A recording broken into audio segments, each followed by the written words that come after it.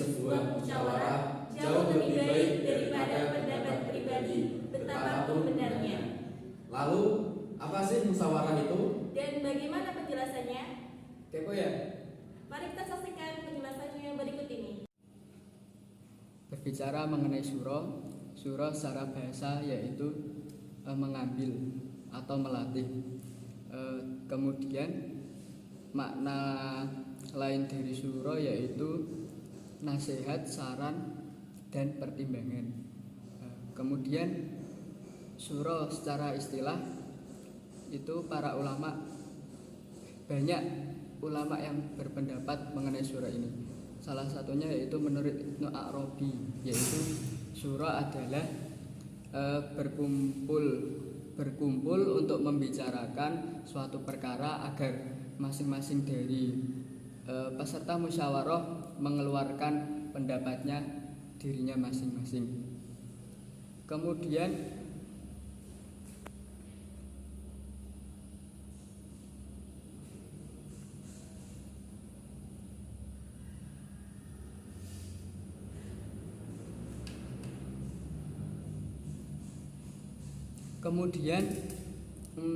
ulama yang bernama Ar-Raghib mengatakan bahwa surah yaitu mengeluarkan pendapat dengan mengembalikan sebagiannya dan menimbang satu pendapat dari satu pendapat dengan pendapat yang lain untuk menjadi sesuatu yang disepakati bersama. Kemudian ada satu ulama lagi yang berpendapat mengenai musyawarah ini, yaitu ulama yang bernama Mahmud Al-Khalidi menyimpulkan bahwa surah adalah berkumpulnya manusia untuk menyimpulkan sesuatu yang benar atau permasalahan dengan benar, mengungkapkan berbagai pendapat dalam satu permasalahan untuk memperoleh kesepakatan bersama. Jadi dapat disimpulkan bahwa surah itu adalah membicarakan suatu permasalahan secara bersama-sama, dan di dalam musyawarah ini setiap peserta memiliki hak untuk mengeluarkan pendapatnya masing-masing. Kemudian bagaimana surah di dalam Al-Quran itu? Jadi surah itu disebutkan di dalam Al-Quran. Bagaimana surah di dalam Al-Quran itu? Ini akan diterangkan oleh teman saya yang selanjutnya. Baik, selanjutnya yaitu mengenai bagaimana surah atau musyawarah menurut Al-Quran. Dijelaskan dalam surah Quran ayat 38 surat Asy-Syu'ara, yaitu yang berbunyi Bismillahirrahmanirrahim. Walladzina istajabu li rabbihim wa aqamus sholata wa amruhum shura bainahum mimma razaqnahum yunfiqun. Yang artinya, dan bagi mereka orang-orang yang mematuhi seruan Tuhannya dan mendirikan sholat sedang keputusan mereka dilakukan dengan bersama-sama, dan kemudian mereka menafkahkan sebagian rezeki yang telah kami berikan kepada mereka. Nah, di ayat ini dijelaskan bahwasanya surah sendiri, yaitu kita mengambil tafsir dalam tafsir An-Nur, itu dijelaskan bahwasanya pada zaman Rasulullah sendiri surah itu sudah dilakukan, sebagaimana para sahabat Rasulullah melaksanakan surah dengan cara mengambil keputusan dengan misalkan dalam memilih, pada saat itu memilih kekhalifahan itu dipilih dengan cara musyawarah atau syura. Lalu juga, bagaimana adakah ketentuan dalam pelaksanaan surah ini?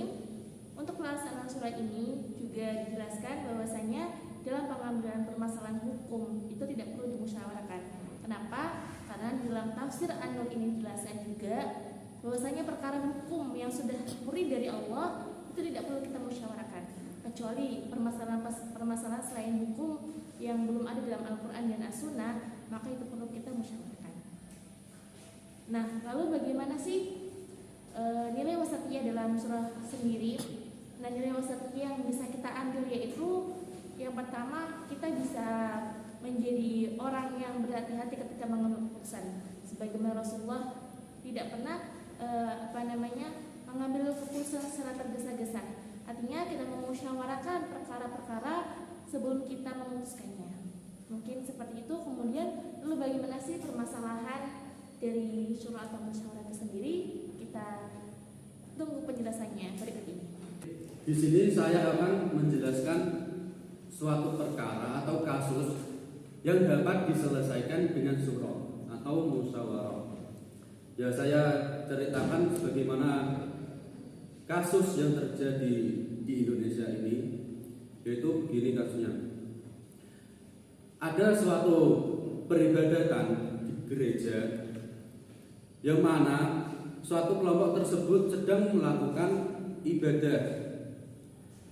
Kemudian peribadatan tersebut tiba-tiba dibubarkan oleh seorang kepala RT, ketua RT.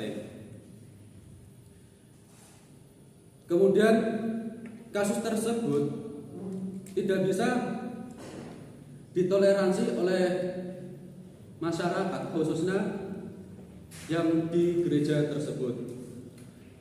Kasus tersebut kemudian diunggah ke media sosial dan menjadi viral karena perilaku ketua RT tersebut. Kan di Indonesia ini tidak ada larangan untuk beribadah, tapi ketua RT tersebut tiba-tiba membubarkan peribadatan dengan dalih tidak ada perizinan gedung. Gitu. Ya, diangkat dari kasus tersebut. Kasus tersebut bisalah dimusyawarahkan terlebih dahulu. Tidak asal bubar-bubarkan begitu, tidak asal langsung bertindak sebelah pihak. Ya, ketua RT kan bisa datang menemui pendeta gereja itu kalau dalihnya tidak ada perizinan gedung. Itu kan bisa dibicarakan terlebih dahulu, bisa dibincangkan, bisa dimusyawarahkan, tidak langsung membubarkan. Nah, kasus tersebut menuai kecaman dari berbagai pihak karena itu sikap ketua RT tersebut. Ya, mungkin bisa dibuat pelajaran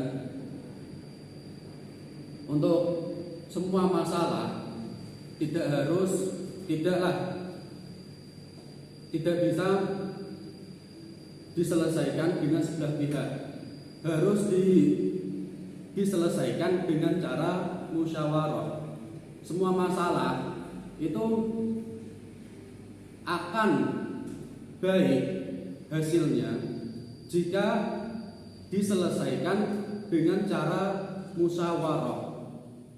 Kalau sebelah pihak kan mesti banyak yang tidak setuju atau banyak yang tidak suka lah begitu. Kalau musyawarah kan sudah kesepakatan bersama di dalam musyawarah itu. Dalam musyawarah itu kan mesti ada perbincangan antara yang baik, buruk, yang benar, yang salah gitu. Sudah gampangannya musyawarah ini mengambil jalan tengah, tidak belah pihak, belah kanan lah, belah kiri gitu. Ya, mungkin dari kasus kepala RT tersebut bisa diselesaikan dengan musyawarah sebagaimana yang saya jelaskan tadi. Mungkin cukup sekian video podcast dari kami. Kami mohon maaf jika ada perkataan yang kurang berkenan di hati teman-teman. Saya sendiri Aziza. Dan saya Buddha. Saya Azam. Jalan